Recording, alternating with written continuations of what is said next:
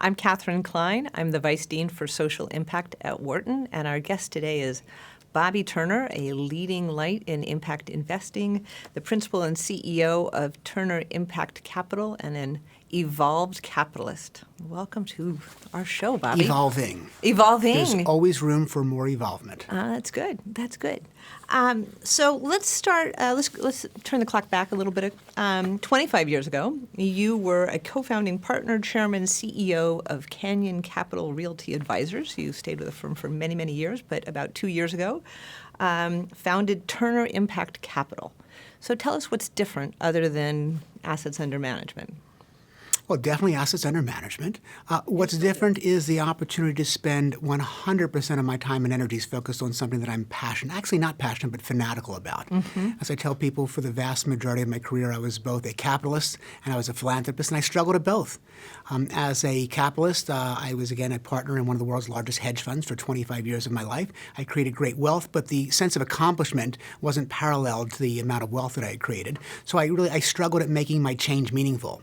As a philanthropist, I struggled at making meaningful change. I had given millions of dollars away of my time and my energy and my money, only really to put Band-Aids on treating some of societal's most daunting challenges. I realized in many instances I was treating, not curing. And I was actually creating and funding a legacy of dependency. It was only about 15 years ago, with the help of my wife, that I actually evolved. I evolved from a capitalist whose sole metric of success was just making money to one that could also superimpose the impact on the larger stakeholder community at large to do what both good and do both well at the same time. So what changed, and what was your wife's influence? My wife is a very, very good barometer on everything real and authentic. Many years ago, she looked around at the community and said she wanted to purge a number of relationships that we had. And I asked why, and she said she didn't think that these families were actually rooting for our success. And I think it takes that kind of wisdom that my wife has to help me oftentimes put my trajectory back on the right course. It's not always about the destination in life. It's also about the journey. And my wife's a very good journey woman. I'm a good destination guy, but she balances me with the importance of the journey. Interesting. So she got you thinking more about philanthropy and particularly around impact investing. Well, we were always interested in philanthropy. She got me, she recognized my frustration with philanthropy. And it was her suggestion, if you could take the acumen and the prowess that you had as a capital investor and apply that, your profit-driven mission to the purpose-driven mission, you probably could scale and create sustainable solutions to the issues that are so near and dear to you. Yeah. And so you had, as I understand it, you had been a philanthropist giving to grow charter schools. Yeah. And then the light bulb went off and you thought, I can invest in charter school facilities and I will have substantially greater impact through an investment practice. Yeah, well, most people, tend to bask in their glories. I tend to dwell on my failures. And, over a 7-year period as a not-for-profit, I was very actively involved in an organization where, with the help of Bill and Melinda Gates and Eli Broad, we actually built 38 public charter schools in probably some of the most economically challenged neighborhoods of Los Angeles. 38 public charter schools? 38 charter schools. Sounds like big impact. Yeah, 15,000 school seats. And candidly, the problem was for each of those school seats, there was 3 kids on the wait list. Nearly 45,000 kids were on that wait list. And then I concluded, once again, that what I was doing with the Pacific Charter School Development Corporation, the not-for-profit, is we were treating. We were trying to address it. We were being reactive. And the reality was, and I recognized years ago, if you want to treat, philanthropy and government are fine. But if you want to cure, you have to harness market forces to create a sustainable solution. And by the way, Catherine, that means making a profit. And there's nothing wrong. The fact is that you can drive better risk-adjusted returns by being purposeful, because the realities are we're not speculating on demand. We're just fulfilling the existing demand where the traditional investor in the space has been the government or philanthropy. So you partnered with Andre Agassi to create the Turner Agassi Charter Schools Fund. Tell us a little bit about when the light bulb went off to go, and the stepping stones to, there's a better way than philanthropy. So for Andre, it was interesting. I made a cold call to Andre. I like to think of it as a warm call, but I had read his book, and I realized that he and I shared the same passion and frustration for public charter schools. He, as a philanthropist, had built his own K-12 public charter school in, again, one of the most underserved, economically challenged neighborhoods of Las Vegas. Andre was an 8th grade dropout. He always likes to say that his 2 most difficult years of high school were 8th grade. But he felt that his responsibility was to give back to those who, while didn't have the athletic capabilities, they had the capabilities to succeed if they had the opportunity to complete school. So by the time I had met Andre, he had built his K-12 public charter school called the Andre Agassi College Preparatory Academy. He had 2 graduating classes. 100% of those kids had graduated and gone on to college. His frustration was, while he was educating 1,000 kids at his school, there was 3,000 kids on the wait list. So I called Andre, and I floated him what he thought was a very novel idea. Let's take our mission-driven organization, let's make it for-profit so that we can scale it and create a sustainable solution. His initial response was great skepticism. Sure. He thought that it would be hypocritical of him as a philanthropist to make money off of his philanthropy, but it was very easy to impress upon him the very simple fact that over the prior 15 years, Andre had actually raised $175 million in philanthropy to build and operate his K-12 public charter school. What he had the day that I sat with him to show for that $175 million was 1 school, 1,000 kids in his school, and no money in the bank. And what I said to Andre, if we were to take the same $175 million and use my business model, in 1/5 the time, we could have built 50 schools, 25,000 school seats, return the capital to our investors with a return there and done it all over again. I think that was the lightning rod that made Andre think he could continue treating the problem with a Band-Aid or basically evolve from philanthropist to social impact investor and join me. I'm interested in your turning point. So when you turned from and the thinking that brought you from I'm getting frustrated with this philanthropy thing and the philanthropic approach to building charter schools is not going to be as powerful as this for-profit investment fund. How did that transition happen, even before you called Andre Agassi? I think at some point in my career, my daughter and I had a conversation, very interesting one, where she asked me, Daddy, what do you want your epitaph to read? I love that we're hearing about that. The important women in your life. You know, absolutely. We men, we're fundamentally insecure, and nothing stronger to make a man successful than a powerful and an intelligent woman. She asked me what I wanted my epitaph to read, and I responded to her, quite honestly, sweetie, Daddy went to the Wharton School. I have no idea what the word epitaph means. So when she explained to me it's what did I want my gravestone to read, I thought it was a fairly morbid question, but I indulged her. And I said, well, when I graduated the Wharton School back in '84 with this black belt in how to create wealth, it was very clear to me what I wanted it to read. Mm-hmm. Daddy wanted to have the most change in his pocket when he died. Well, 15, 20 years later in my career, I had created wealth. I had realized that I wasn't happy from the wealth. I'd also been a philanthropist and realized that I wasn't happy being a philanthropist. I realized that what I really wanted my epitaph to read was not that Daddy had the most change in his pocket, but rather Daddy made the most change in the world. And I realized that I couldn't do that as a philanthropist. I had enough money to retire at that point in my life, but I didn't want to retire to become a philanthropist because as a philanthropist, what I probably would have done is just continue to treat problems and create and support a legacy of dependency. So probably about 15 years ago in my career, I realized that if I really wanted to be happy as a human being and be in balance with my desire to be profitable and purposeful, I had to be, I don't call myself a pioneer, but I was one of the first who had the courage to step back from making money for the sake of making money. I like to joke that for many years as an investor, I was making money off of other people's misfortunes. At Social Impact, I get to make money off of tackling other people's misfortunes, and that just sits better with me as a human being. Yeah. So you used your expertise in real estate development to push forward on a particular brand of impact investing. And you've had great success with the Turner Agassi Charter Schools Fund. You have a new fund that you're raising money for now. We've raised the second fund. It's the Turner Multifamily Impact Fund, which is almost a sister fund.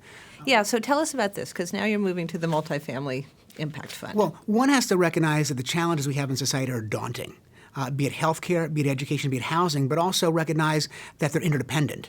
As an educator, having built 34,000 school seats, I recognize that we could do great things for a child's life between the hours of 8 and 5, but if these kids went home to an unsafe, unnurturing home environment, everything we had accomplished had gone out the window. So recognizing that you can't tackle one without tackling all 3 issues of healthcare, preventative healthcare, not acute healthcare, but preventative healthcare, access to great quality education, and affordable workforce housing, then we really weren't going to re-enrich society. As I said, a number of months ago, I was at a dinner where I was sitting with Larry Summers, Richard Branson, Condoleezza Rice, and Chuck Hagel, and the conversation quickly went, a very erudite crowd. What was the biggest challenge facing society? And everyone concluded very quickly that it was the disparity in wealth. That when 1% of society controls 99% of the wealth, that's when you undermine the fabric of a healthy community. I actually don't believe that. I refute that. In fact, the history and the backbone of America has been built on the disparity in wealth. Now, it may be more extreme today than it's been in the past, but what we lack today, what we have a disparity in, is hope. The reality is the 99%, which, by the way, I grew up as the 99%. We always believed in the feasibility of the American dream. With hard work, with education, and a little luck, if you could become the 1%, then you were willing to play nicely in the sandbox. When you take away the hope, when you're growing up in East Baltimore, a single parent with 2 children, and you don't work one job, you work 2 or 3 jobs at minimum wage, you spend 50% of your income on housing at the expense of food security and health security, your kids are relegated to a public school district where the probability of them graduating high school is below 50%, graduating college less than 2%, you have no hope. So the multifamily impact fund, building workforce housing, how's this going to affect people's lives? So it's a great question. Number one is we're not building workforce housing. We can't build workforce housing. That's part of my frustration in life. But just because I can't build doesn't mean I can't preserve and enrich and improve. We have 43 million renter households in America. 25%, over 10 million families spend over 50% of their income on rent. And again, that comes at the expense of food security and healthcare security and retirement security. And it's untenable. It's almost criminal to realize that. But you have this huge mismatch in between supply and demand. You've got 10 plus million families that can't afford rent. You've got another 4 million families that will come into the marketplace over the next 7 years that will be low and moderate income families.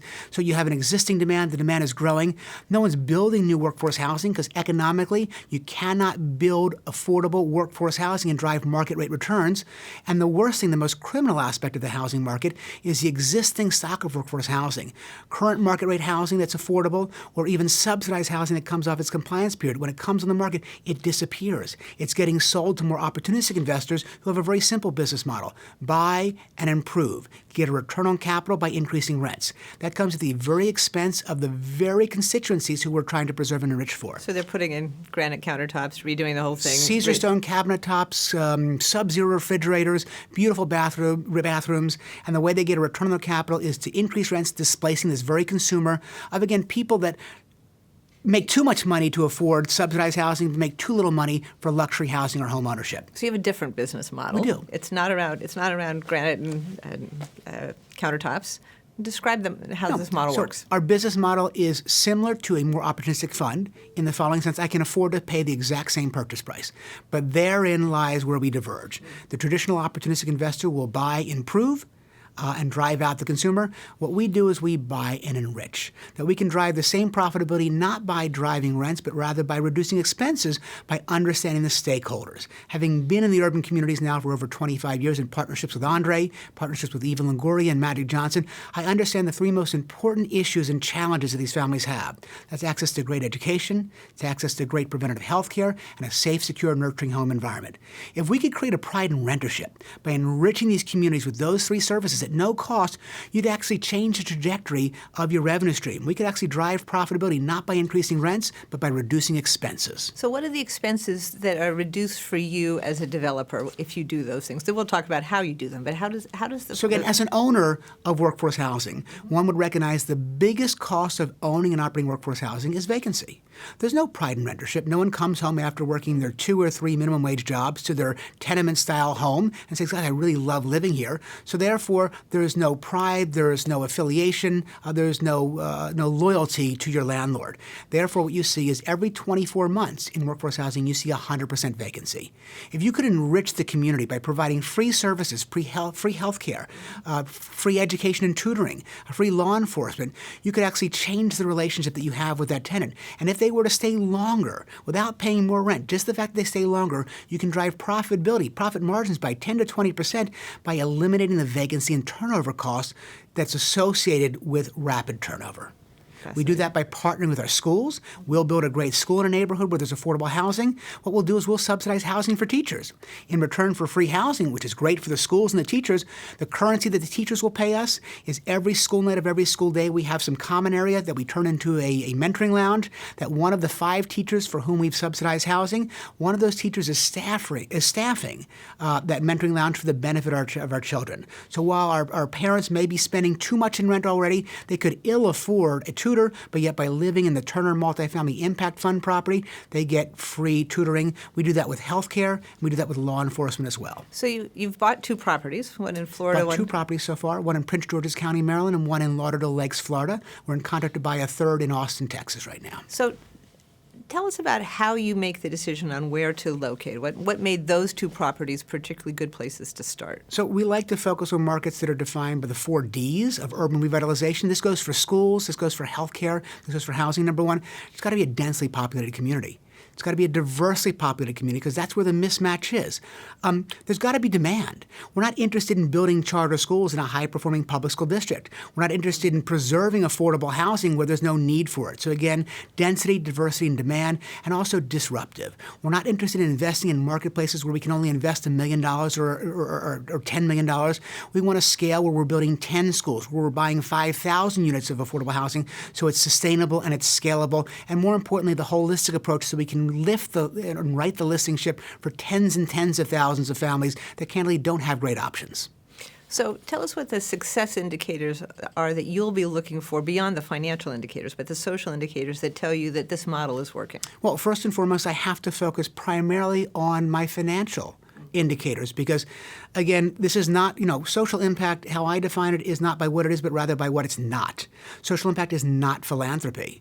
It's not government, and it's not a business model that believes one should sacrifice yields in return for a social metric. For me to raise money to truly scale the impact I want to have, I've got to generate consistent risk-adjusted returns without sacrificing yields. So number 1, every day I go to the battle line making sure I'm making money for my investors. Number 2 is I'm having an impact, a meaningful impact on the communities in which I'm investing.